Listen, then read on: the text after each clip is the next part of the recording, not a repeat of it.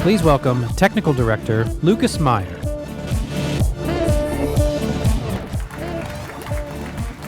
Hey everybody. I love watching that video. All real time, by the way. The rocks that you see behind me, they come from behind the house of my friend Wes in Stockholm. He went out with his camera and took a whole bunch of pictures of these rocks and all the pieces of wood and trees that you see. And he used a process called photogrammetry to turn these pictures into these textured 3D models. Photogrammetry is a technique that really enables small teams to create really high-fidelity assets in a really efficient way. And because we are in the business of solving hard problems so that you don't have to, we made a step-by-step guide to teach you and show you how you can do this at home yourself. You know, what kind of camera do you bring? How do you take these pictures? And which buttons do you press to make, where do you put the pictures in and get the model out? It's a whole bunch of software you need to use. We wrote some of it. It's really fun to do. If you're into that kind of stuff, I can highly recommend it. We also used a bunch of textures from Quixel's Megascans library. It's a library of really high-quality scan textures that are actually available on the Asset Store now, the ones that we used, so that not only we can use them, but you can use them too. In this next section, we're going to have a look at some of the graphics features in 2018.1 that were used to make this project look like the way it does. And to do that, let's get Natasha back on stage.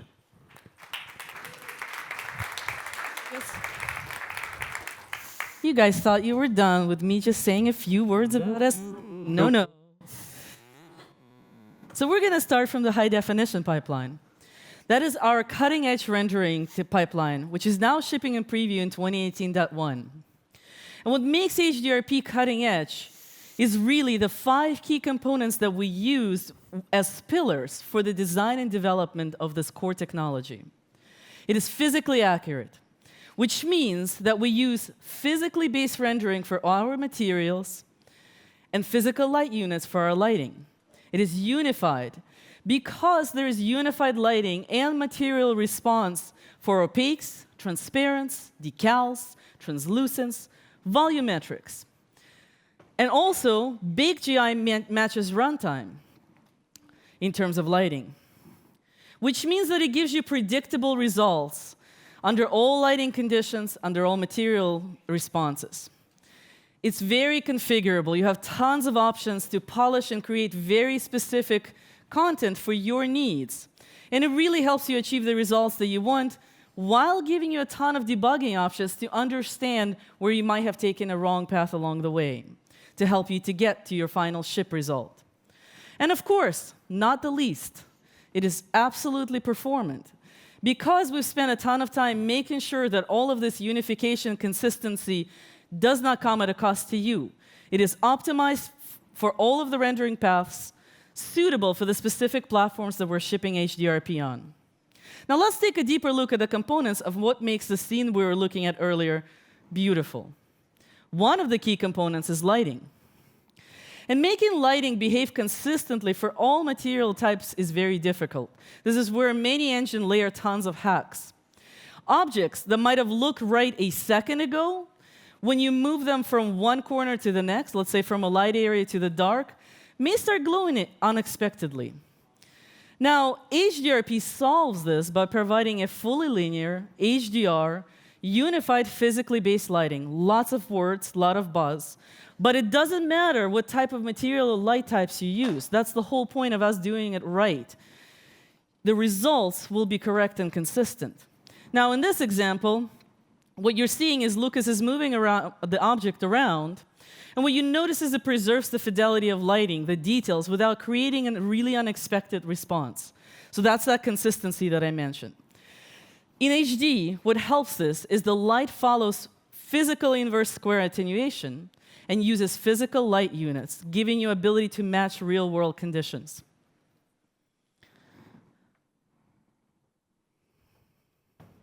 Most games tend to use very simple lights, spotlights, point lights. because that's really all they can afford for performance reasons. But we're changing that with HDRP as well. Let's take a look at a few area lights in our scene here.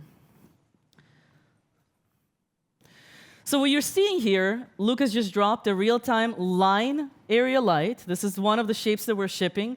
We're adding a few more shortly. And even though these lights are typically reserved for film and not seen frequently in real time, they really help bridge filmic lighting quality with real-time rendering. Now, in our case, they're also very performant. We made sure that in our optimized real-time implementation, the cost of an area light without shadows, like what you see here, is just twice of a regular vanilla spotlight.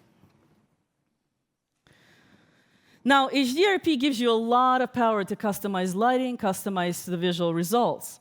But we mentioned we want you to own this end to end.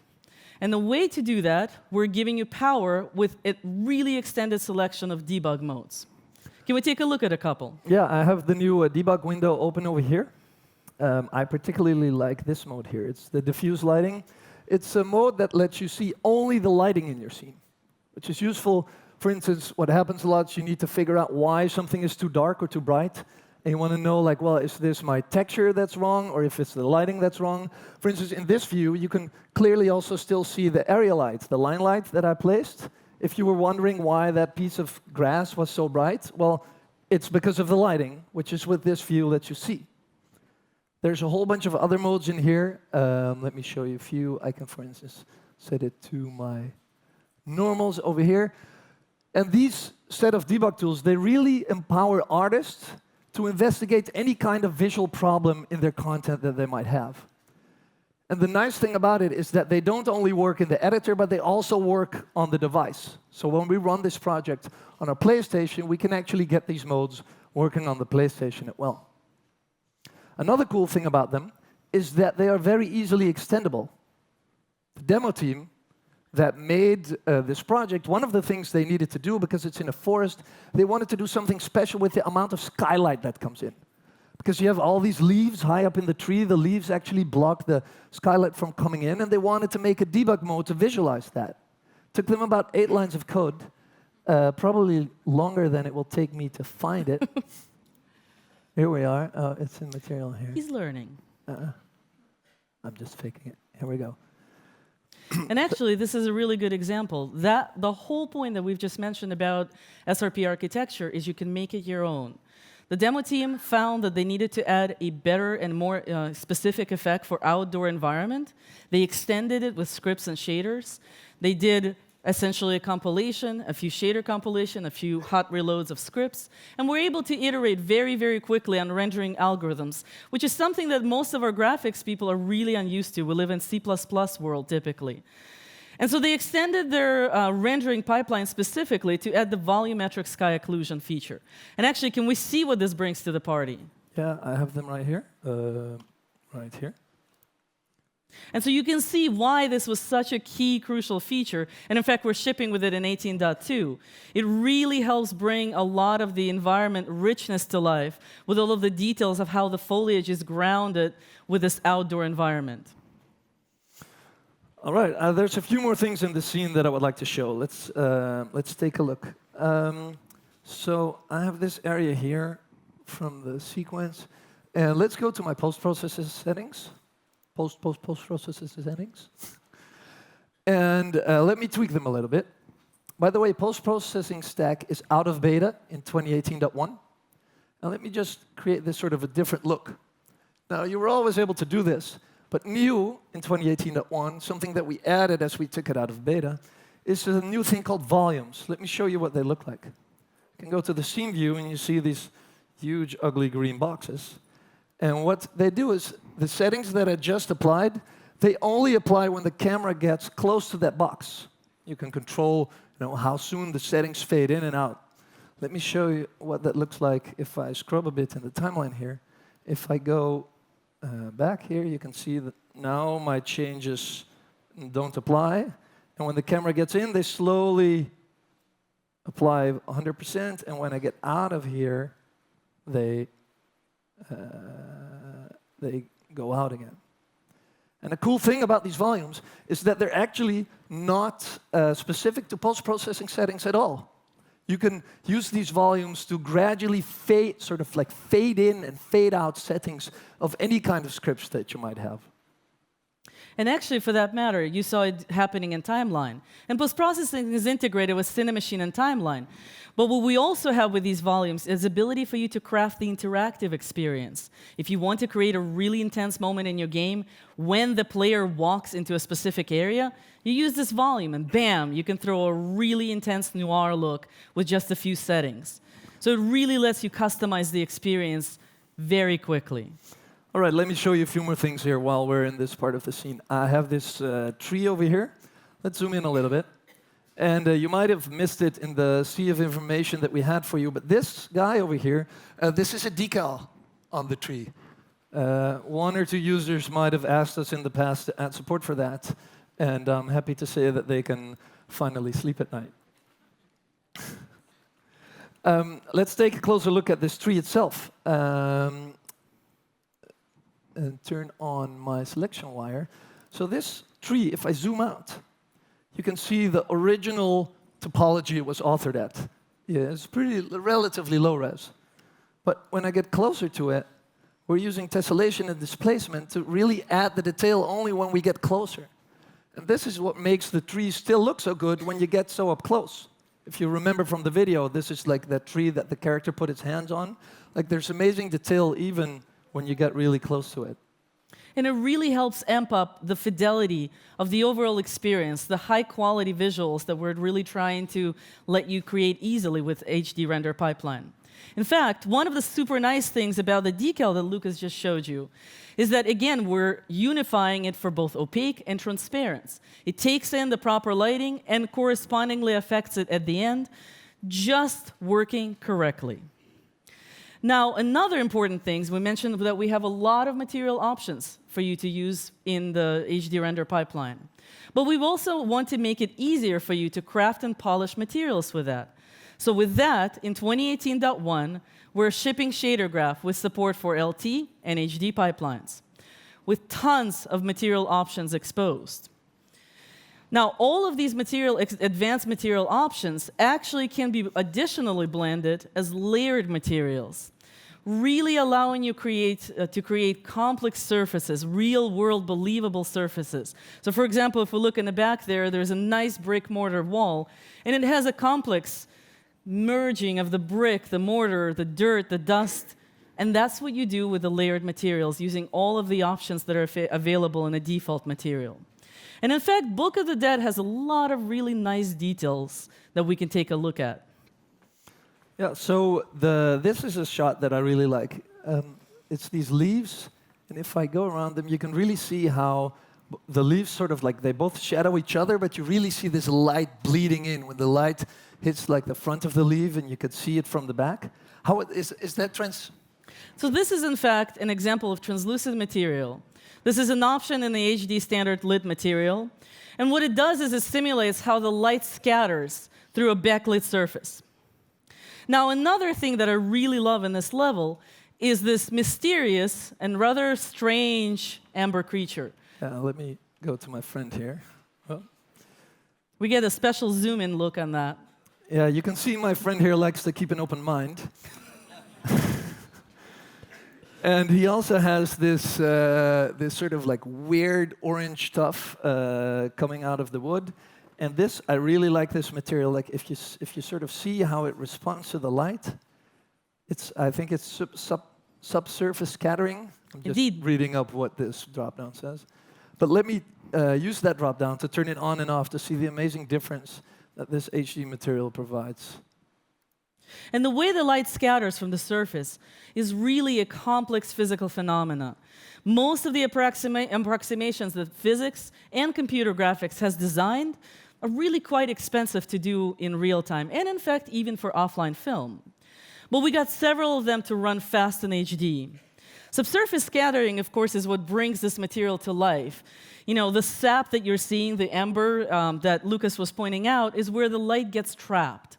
The light scatters, and you start accumulating a response in order to give you this nice, wonderful, volumetric, waxy look.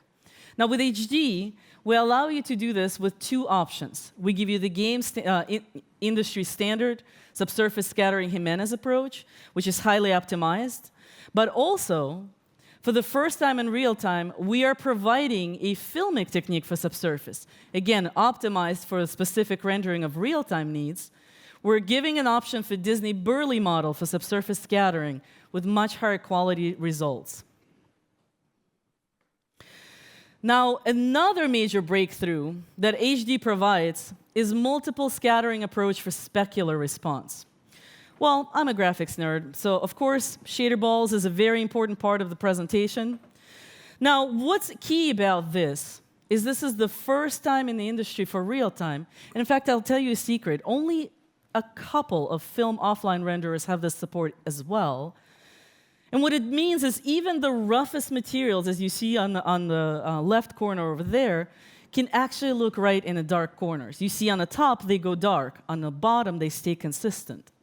And along with multiple scattering, we also added options for iridescence and overcoat materials and clear coat that you see here. So here are a couple of really great examples. And in fact, let's see it live. They really help to provide you options to build high-end materials like enamels, iridized glass, metals, and other complex real-world surfaces. We bring you all kinds of shiny with HDRP. I can't get enough of the soap bubbles personally. That and my 2-year-old daughter who's watching this presentation is right now feeling particularly excited, I bet. Now, we are extending HDRP furthermore to add a few options for organic materials, like hair, skin, fabrics, and eyes. Here you see an example of filmic quality to character.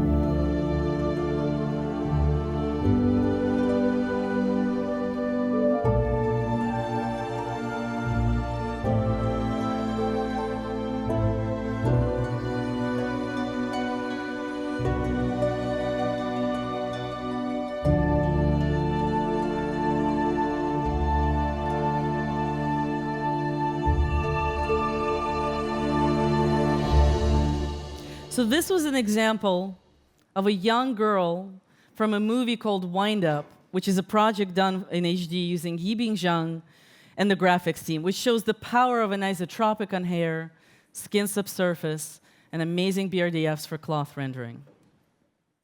Now, let's go back to Book of the Dead. You know, with HD, Book of the Dead interactive experience is a great example of what a small team of amazing content creators can accomplish. But after people saw the Book of the Dead project, they kept coming up with two questions. One, isn't this just a movie? It looks like a trailer.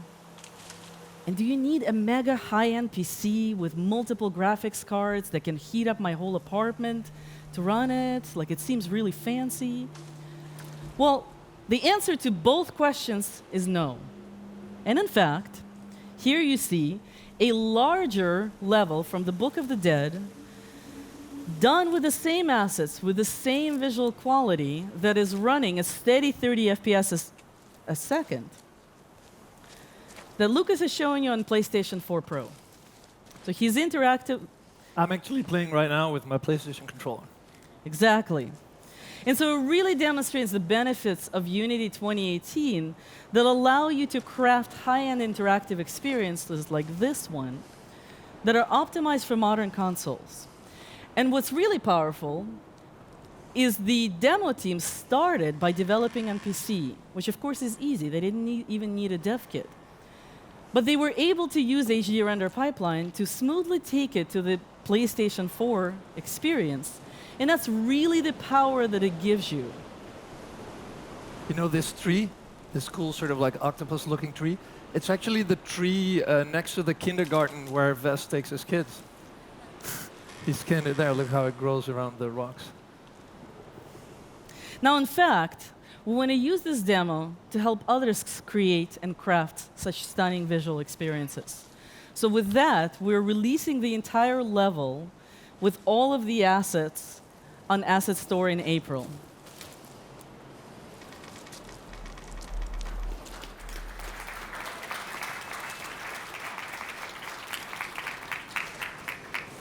Personally, I can't get enough of this, and it really brings to life the anti-aliasing TAA technique here because it's just so smooth.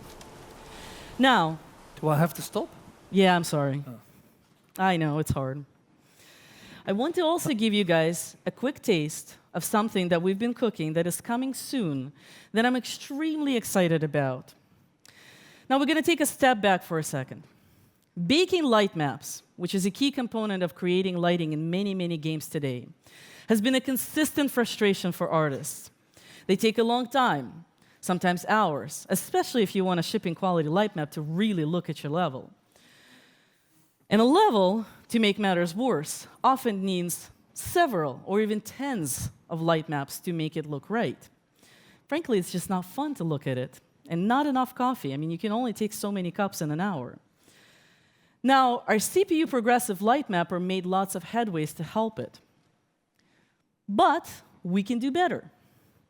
And I'm happy to tell you about a new tool that we've created to help artists really get instantaneous feedback, which is our new GPU progressive light mapper.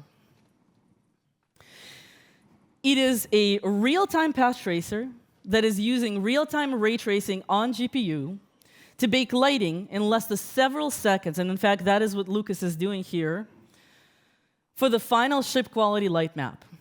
With GPU ray tracing, we can progressively bake, let's say, 2 million texels with about 100 million rays that are super sampled with 4 or 16 samples per ray in mere couple seconds. Honestly, having come from the world of hours baking light map, this is just absolutely insane.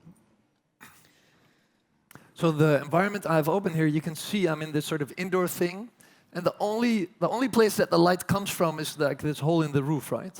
So most of the reason you still see anything is that that light bounces from wall to wall, sort of bounce light. Let me just turn off that bounce light for a second to see like what would be left if we didn't account for that. And let me just make that floor a bit exaggerated red. And again, as we care so much about the artist experience, we make sure that this tool also allows you to see only the lighting. And you can see that this is actually funny. The floor is white. Remember before how I told you you can use these modes to figure out where something comes from? You can see here that the light hitting the floor is white. So the reason it was red before was because of the color of the material. But the reason that this things on the side and on the top are red, that's because the bounce light is hitting it. The light mapper, it is, let me turn on some colors again. It's also still progressive, so that's just a fancy word for saying that it only light maps what you're looking at, which gives this funny effect that you can sort of paint the level by looking at it. And it also works in much bigger environments. If I go to the outdoor environment that we have over here, you can see that this much larger environment is an area where the GPU light banking helps so much because, this would traditionally baking this would take so long. How many light maps is this, Natasha? This light map? level is about 6 1K light maps. Now, to light this, what we're actually computing here in real time is 4.4 billion rays with 4 samples per ray. And that's what you're seeing interactively refresh. And in fact, you can tweak your settings so you don't even notice when it actually updates the light map.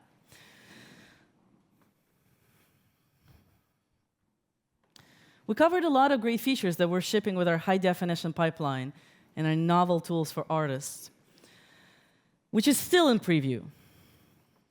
Believe it or not, I had to take really hard cuts, and this is just skimming the surface. We wanted to tell you so much more about what's coming in 18.1, but time constraints. So really, please download it, try it out, engage with us, give us feedback. We want to hear your experiences.